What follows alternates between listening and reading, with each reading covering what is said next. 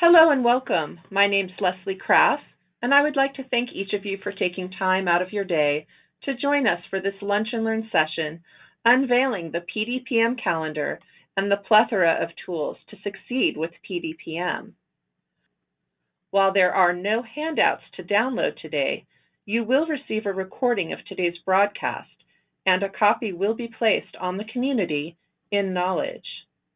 Our webinar presenter today is Billie Jo Nutter. Billie Jo is the president of Casamba and a champion of finding a better way to get things done. So with that, I'll turn it over to Billie Jo. Thank you, Leslie, and good morning and good afternoon. It is always a privilege to have the opportunity to speak with our partners, and I thank you for joining us today. In today's Lunch and Learn, I am going to be introducing you to our new PDPM countdown calendar. And there are a couple of ways to get to the calendar, so I'm going to show you that first. One way is to go under the Resource tab on the navigation bar, go to Regulatory, and then you'll see that you can click to the PDPM Milestones Calendar, or you can go directly to the Learn More About PDPM ribbon and click there.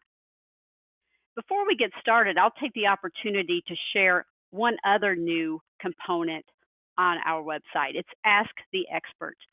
And if you click on the Ask the Expert, you can ask any question you have around regulatory compliance or ops, and regardless of the venue, whether it's skilled, home health, hospice, or outpatient. And Holly Hester, our Senior Vice President of Compliance and Quality, and her team will answer those questions for you. So just wanted to make you aware of that. And now we'll go on and reveal the PDPM calendar. So I'm going to click on the ribbon, and then it says View the PDPM Milestone Calendar. So I'm going to click there, and it takes us right to the calendar. Casamba worked closely with one of our partners, Georgia Johnston from Therapy Zone, to create our new PDPM Milestones Checklist Calendar. Georgia had the very insightful idea to create this calendar, and we worked closely with her and helped inspire both of our visions, and this is a product of that. So I wanted to give a shout out to Georgia because she was very helpful in this process. Our desire around building this calendar was to help SNF providers and therapy contract companies prepare for the transition to the patient-driven payment model on October the 1st. The calendar is organized with a theme or general topic for each month, suggested checklist items for each week of the month, and behind-the-scenes tools and resources. The countdown has begun, so check out the time to implementation clock in the upper right-hand corner of the screen. That tells us that we're 4 months, 16 days, 12 hours, 55 minutes, and 30 seconds away from PDPM. If you haven't started preparing, there is absolutely no time to waste. You will see that you can click on the month to see the theme and scroll down to view the suggested tasks for each week of that month.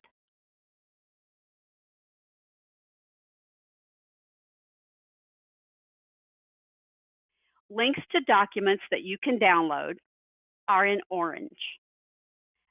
There will be documents or other websites or other resources, and they're always going to appear in orange on each page of the calendar. Come back often to see what new content is available, because this will be a living document and we will continue to add new tools.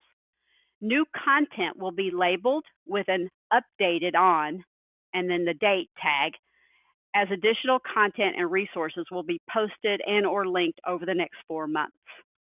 In addition, you can download a PDF copy of the milestones checklist via the links at the top and bottom of each page.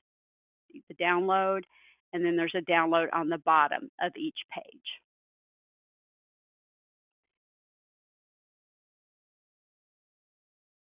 Each month, is also going to allow for a time to evaluate what you have learned, to take some time to review what has been learned, addressed, or implemented. So we'll get started with April. Even though April is past, we suggest starting there to make sure you are familiar with PDPM.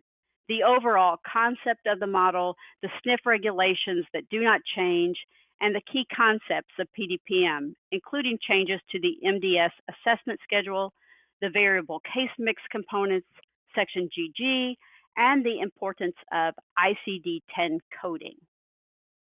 So you will see that is the theme, getting familiar with PDPM. I'll open up a few of the orange tabbed documents just for review.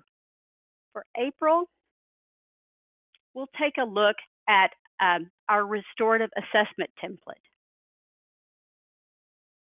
Click on the orange, and what appears or what you can download or print is our restorative nursing program assessment. You'll see it's just what it is. It talks about the program content, the program documentation, the caseload, how to evaluate staffing, how to create an improvement plan.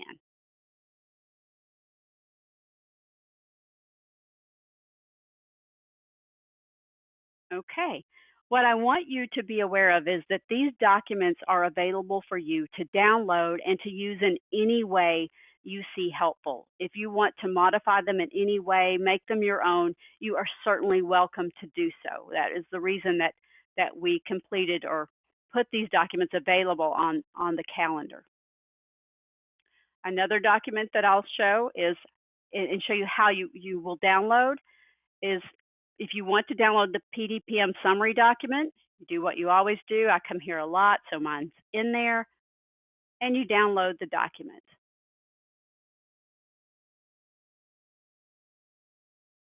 And there you go, the PDPM summary document.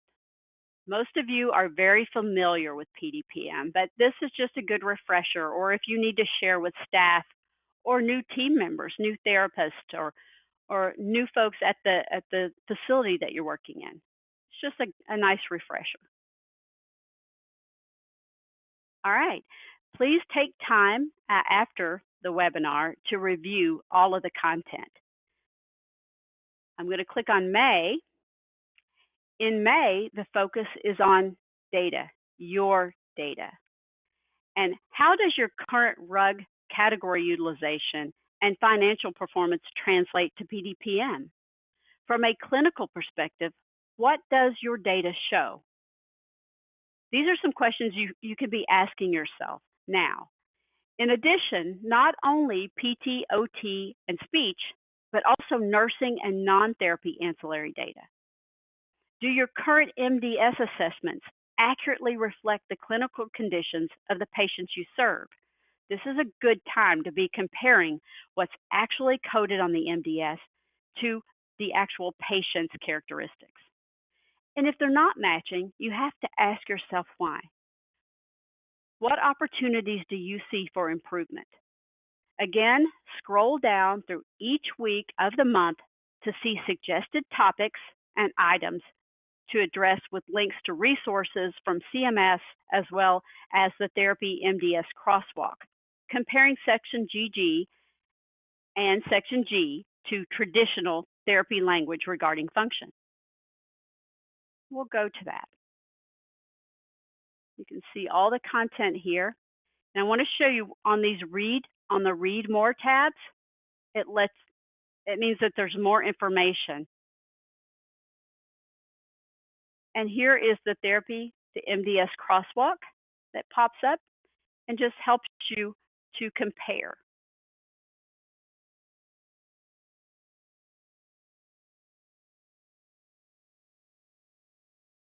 All right. So that's May, and you see there's more content where you have Read More. I'm going to go to June. And during June, we invite you to do a self-assessment.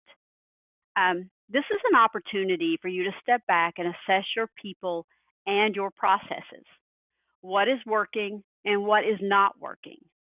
You have to think about, do I have the right people in the right role?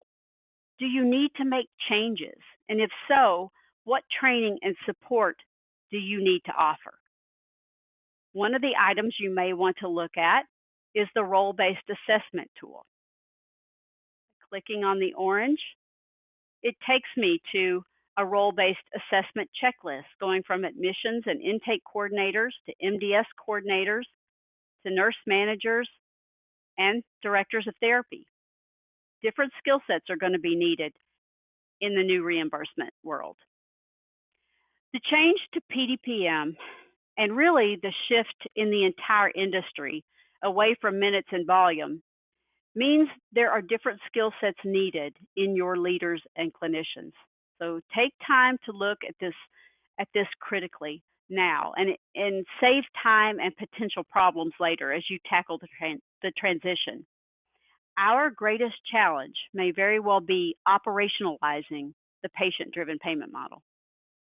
Some of the questions that this content will prompt you to ask yourself and your teams are, does your staff understand the behavioral change required under PDPM?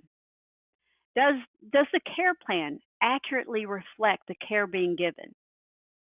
Do you have staff competent in delivering effective group and concurrent services? Does your team have discipline around scheduling? Do you have a plan for training and using extender staff? And have you assessed the thoroughness of patient evaluations? Does your team routinely use standardized tests? Have you started assessing outcomes and goal attainment at the site and clinician level? And also, and maybe even more so importantly, does the therapy team work collaboratively with other care team members? Because it's not just about knowing, the characteristics and the elements of therapy and what we do. It's also having a really good understanding of how the nursing home assesses performance and success. So you might ask yourself, does my therapy team recognize their role in contributing to things like the short and long stay quality measures? Because these will continue to impact SNF star ratings, and therefore it will affect the eligibility for preferred provider networks and for referral and admission volume. So we have to give a lot of thought to that. Therapy offers, as you know, a non-pharmacological approach to resolving many short and long stay quality measures. And fundamentally, we drive programs and interventions to help skilled nursing facilities maintain above average for the majority of quality measures. And some of those are including percentages of short stay residents who've improved their ability to move around on their own, maybe who were rehospitalized after a nursing home admission, those that were successfully discharged to the community, those that reported moderate or severe pain, or reported pressure ulcers that are new or worsened. Those are some of the short-term quality measures that we actually impact as therapists. And there's also a percentage of long-stay resident items, residents that are experiencing one or more falls with major injury, those residents that report moderate to severe pain, high-risk residents with pressure ulcers, residents that lose control of bowels or bladder, the ability to move independently has worsened, or those that need help with daily activities and that need for help has increased. Those are all things that we have programs for. So June, I think, is a very important month, asking you to reflect on the people that work for you and the people that are delivering care for your patients. Well, we'll go to July. And for the month of July, we focus on contracting. Review your current contracts by type, volume, and overall performance, and consider alternative contracting models under PDPM. In our calendar, we have a link to our PDPM pricing models and white paper. And you can find that here in the orange. And again, and you can download. Didn't mean to do that. You can download that white paper as you can from our website. So I just wanted to show you. Now there's where you get the white paper, Assessing Payment Models. And this white paper will review several contract types: percentage of the CMG, risk sharing, management only, time and facility, and many more. Carefully review your customer relationships and partnerships. It is likely that contracting under PDPM will not be a one-size-fits-all scenario, as you've heard several of us say. Recent customer discussions have focused on either CMG or minute contracts, just so that you know that, and a few are also considering a level contract that models the RUG-4 program. Regarding episodic, you've probably heard me talk a lot about episodic contracting. One of the CMS technical expert panelists revealed that in the unified payment model, they are strongly leaning toward a location-based episode and not an illness-based one. So each setting would manage their own episode. It's not final, but that was part of the technical expert panel chatter. So in July, we've given some recommendations for reviewing your contracts. Okay, we'll move on to August. August is a busy month, and in this month, we encourage you to work closely with your skilled customers to assess the health of their referral sources and the viability of their managed care contracts. Now, we've got a lot of content in this month. As you remember, you can click the Read Mores. I'll go ahead and do that to open things up for us. And I'm going to walk through these with a little bit more time, taking a little bit more time because they're somewhat different. So we're going to begin with analyzing the market segmentation variables. All right, so I'm going to open our market strategy framework.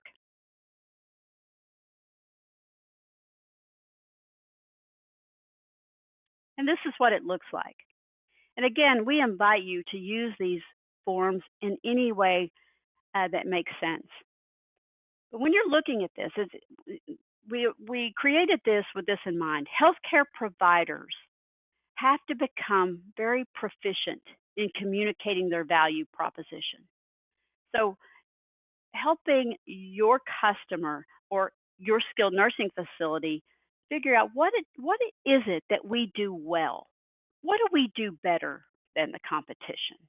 And that's your value proposition.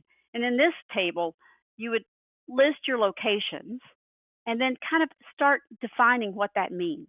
Maybe the value proposition is that you have a 5-star rating, or maybe you can manage medically complex patients more successfully than your competition. It could be that you have provider networks with prestigious hospitals in the area, or maybe you have a high physician presence model, or you can accept community admissions 24/7. Those are just a few things, but you have to decide, what is my value proposition? What do we do better? What can we really offer? All right, I'll scroll down just a bit. In regards to market definition, you need to analyze not only what your facility does well, but also know what your healthcare community needs you to do. So I would begin by looking at the top DRGs that are being discharged from your hospital partners.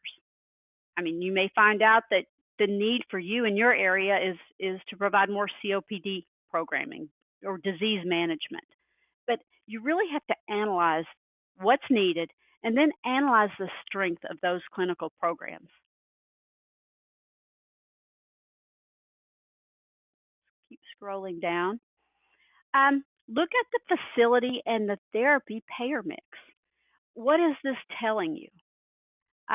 Where are the opportunities to optimize performance? You may find that that your focus needs to be on creating better long-term care programming. Or you may identify that we could benefit from more integration with restorative and extender staff because you have managed care contracts that are really your reimbursement is based upon outcome, and you need to deliver even more activity to get to these outcomes. Look at managed care contracts at the facility. Are outcomes tied to reimbursement? Do managed care contracts outline how much therapy is reimbursed? It's also critical to know the financial performance with each contract type, including Medicare, because PDPM is a value-based reimbursement program now.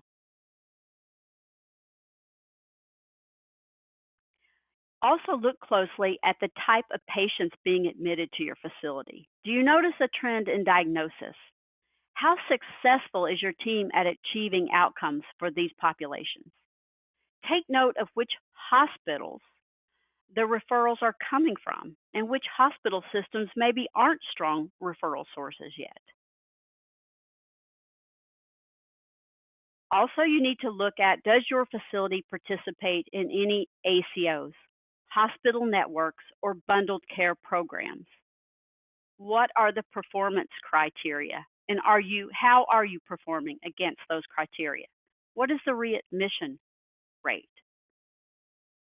What type of patients are readmitted and why? Do you need stronger relationships with next site of care providers? I know in my past, I found it very helpful to invite in our selected home health partner before the patient was actually discharged to make that connection. So you have to evaluate all of those relationships as well. And another exercise that I have always found most helpful is to consider specializing. But I want to go back for just a minute and talk about those hospital relationships, because it just occurred to me that you need to think about, does therapy play a role in meeting with those key referral stakeholders from partner networks? Do your therapists see the big picture? Are they able to offer tangible solutions to improve the care process? I think this will become more and more important as we get more into PDPM as well. And also, therapists will be very helpful in considering what specialization may be needed. Greater specialization leads to improved outcomes and less variation in quality. That's a given. It just makes sense. So what programs will you focus on? And let's look at those. Here, I've just listed a few programs that I've helped set up in my past working with skilled nursing facilities. Maybe your facility is truly a post-acute care type facility. You get a lot of short-term stays, and you work with a lot of orthopedic patients or CVAs, patients that are post-acute and going home with a short length of stay. So what makes you different? What is your value proposition here? Maybe you're looking at the length of stay by diagnosis and determining, do we have structured programs for ortho, stroke, or neuro? Do we offer joint camps like they do in the acute care arena for orthopedic patients? Do we have the equipment that's needed, special equipment, a great therapy space? Is our therapy team, do they have special or conditional credentials? Are they more skilled at treating these types of patients? And can you use that as one of your strong points, one of your value proposition points? Do you have rehab nursing? Do you have a strong Keep Me Home program or transportation to appointments? There are a lot of things, if you're going to choose to have a post-acute program, that you have to keep in mind. And I've listed some of those for you. Also, you may look at finding, yes? Sorry to interrupt. Some of our listeners are asking if you can enlarge that by any chance. Oh, I think I can. Oh, nope.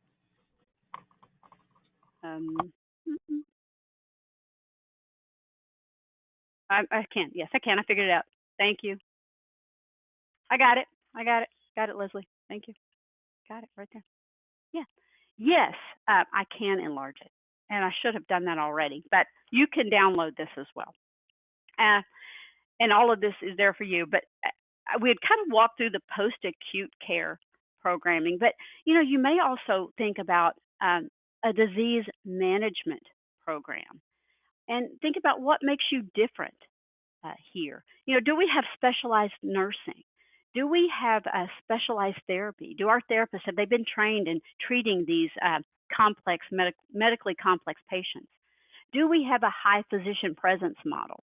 Do we have clearly defined disease protocols for hypertension, HIV, obesity, arthritis, diabetes, cancer? And there's another document in this calendar that has it's called facility assessment.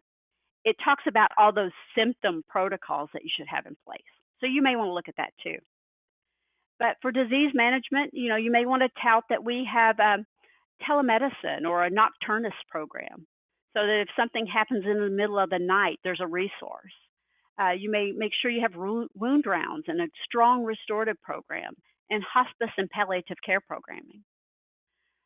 For memory care, that's something that we deal with every day, right? But thinking about how to really specialize in this, addressing the various stages of dementia from mild to end stage, noting if you have secured units available. And if you have those secured units, would it be smart to create a gender-specific unit? Do you find that you have a lot more women, and maybe this is a real selling point? Do you have active dementia programming? Are your therapists involved in this? And hospice, of course, for those in the end-stage process. There's a lot to think about when you think about really segmenting the market and becoming specialized. Another program that you might think about is a behavioral program. There's a lot of behavioral programming that goes on, but you really have to think about that as well. What accepting levels are we going to take? Low and mild? These need to be defined and communicate the types of patients that we do and do not take. Do you have secured units? Do you have community partnerships like life skills and managed care programs and vocational workplaces? There's a lot to think about. Of course, there's vent and trach, bariatrics, and veteran services. With vent and trach, you need to make sure that you have specialized nursing and therapy, especially your speech pathologist. You want to make sure that you have specialized equipment, that you have everything that you need. And these are listed for you in the document, all these considerations. So there's lots to think about. So getting back to the calendar, I'll just kind of point out, I have a sample JOC letter, and the JOC is a Joint Operating Committee, and you may want to think about creating those relationships with your hospitals. And you can look at that. Here's the facility assessment tool I referenced with all the symptom protocols. I'll pop into this really quick. Sorry about that. I should have had that one downloaded.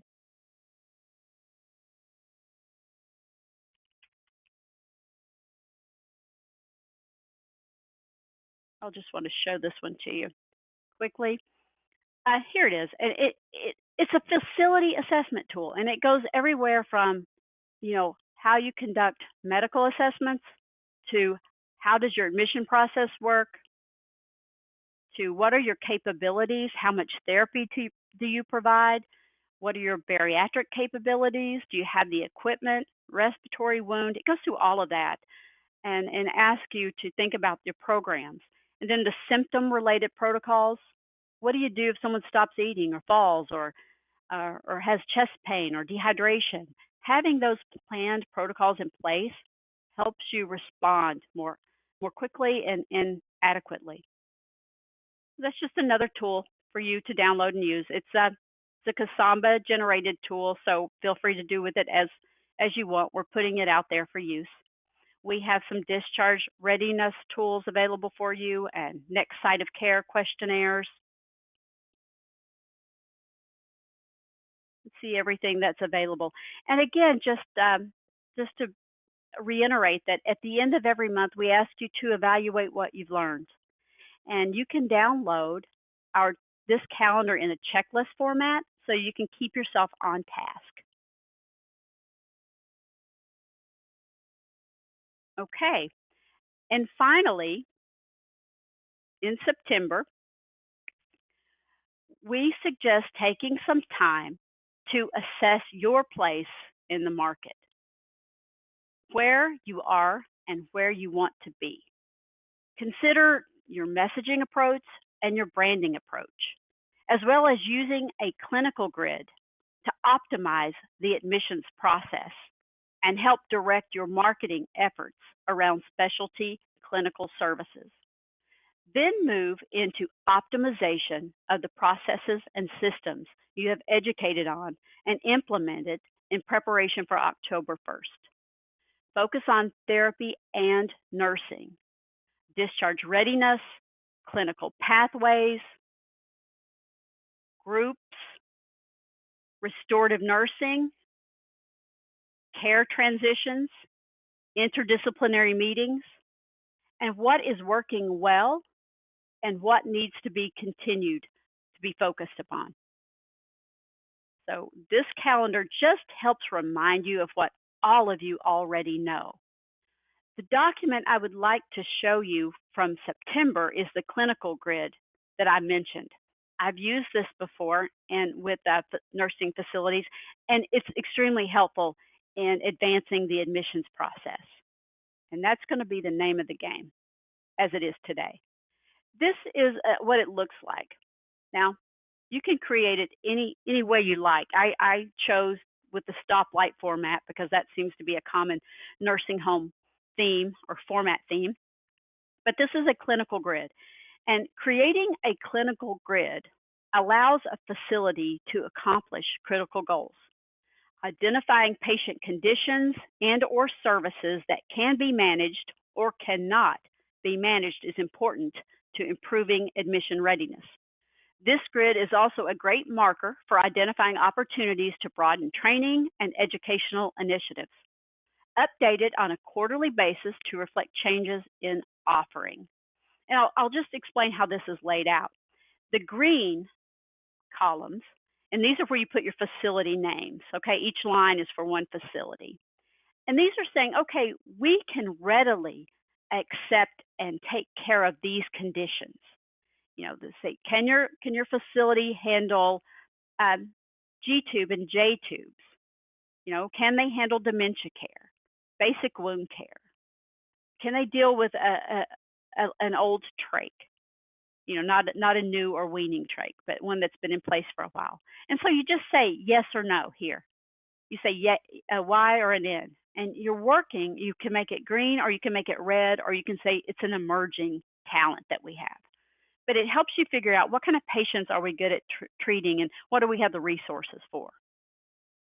Also with TPN, that's something that a lot of nursing homes can't manage because they don't have 24-hour certified nurses available. So, you know, yes or no, and that may help your admission coordinator know, yeah, we can be competitive with that. When they get the call and they're asking about these things, they simply look at the grid and they say yes or no, we can handle these items. You may want to also put, you know, vestibular therapy or any other type of specialty service that therapy provides so that the admission coordinator is better ready to respond to those inquiries and requests. The red zone, these are things you cannot take, you're not equipped for. Maybe you do not do blood transfusions at your facility. Maybe you can't handle a TBI patient or an active TB patient or bariatric patients. It's good to know. So if you've got red items in this area or this area, you would make them red or green or yellow, and that helps the admission coordinator better know what types of patients they can admit. And that's the clinical grid, and feel free to modify that to meet your needs. Well, I hope you enjoy this calendar. We put a lot of work into it, and as I said, it will be a living document, and we will continue to add content. But there is much to do in the next 4 months. This checklist calendar was developed as a tool to help organize and plan for the transition to PDPM. And we hope you find it helpful as you plan for October 1st. However, much of what is discussed is relevant across all payer types in skilled nursing and post-acute care. Please come back to our website often and check the calendar for updated collaterals and links to resources. I would also like to invite you as our partners, if there are items that you feel we really need to add to this calendar, please send them. Send them to us. You can send them directly to me, if you will, or Holly Hester. We worked on this calendar, and we would be glad to consider adding those as resources. I think we're all in this together and want to be helpful and make sure that as an industry we're successful.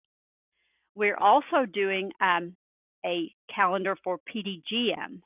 It will be starting in June, I think, and we'll have a similar rhythm, but more specific to the home health industry. All right, Leslie, I'll turn it back to you. Do we have any questions? Thanks, Billy. We do. A few people who may have joined us late were asking about handouts. So as a reminder, there are no handouts for today's presentation, but you will still receive an emailed recording, as well as find a recording on the community knowledge page. But there are no handouts. All of the handouts that were referred to, or all of the documents that were shown today, are live and accessible to you right now when you log into the Casamba website. The next question that we have says, should we be able to view this PDPM area where we log into the community now, or is it being made available later? And again, this is all available now. It's on the Casamba website. If you are in the community, you can access the Casamba website from there as well. This question is for you, Billy. This question says, when will the PDPM screening tool become available? Very good question. I know that Jane Moffett did a training on that on May 8th, and it's available, I think, next week in your system. It will be in the software. The next question says, where do we get all of this info to review later? And it's a little vague, so I think I'm going to take this question for you and say that this information is all actually available for you now. You can view it now or at any time because it's on the website, so you can go to it and come back to it at your leisure. The next question says, can we do things ahead of time? Yes. Yes, you can. All of the content, you can scroll between the months and download and look at any of this at any time. And keep in mind, if we add new documents, and we will, there will be an updated on date on that, beside that new document, letting you know that we added it after today. Okay, the next question says, how do we access this? So as a reminder, you can access this on our website. That's at https://casamba.net. And what I recommend is, if you haven't done it already, is that you go ahead and bookmark this so that you can access it at any time, because there's so much valuable information here that you'll want to come back to and have it at your fingertips. Absolutely. And some of these documents that I referenced that I had used in the past, please feel free to contact me directly if you want to discuss any of them. Most of you have emailed me before. It's Billie, BILLIE .nutter, NUTTER @casamba.net. I'll be glad to talk with you about any of these documents and how I've used them in the past. Our next question says, when will the contract comparison be live? I wish I had Jane live on the phone. I know she's listening, but I want to say the contract will be available live. We're working on them already. We have many, many methodologies already coded into our software, but I think live in June, end of June. We'll get back with them on that, Leslie, with the accurate date, but I think that's close. Great, and I think we have one more question. We need help. Oh, Oh, end of fostering month, end of communication June. with nursing. Hmm. It says I'm we need sorry, help Leslie. fostering communication with. I'm sorry. I'm sorry. I was just going to say I just received a text from Jane. End of month on the contract methodology. End of May. Excellent. Great. Okay, so I think we're at our last question, and it Okay. is, we need help fostering better communication with nursing. Does Casamba have any tools that you can suggest? Absolutely. If you are familiar with the weekly rehab report with notes, I think that's an excellent tool for communicating and being collaborative with nursing and other caregivers. It's a great tool to use.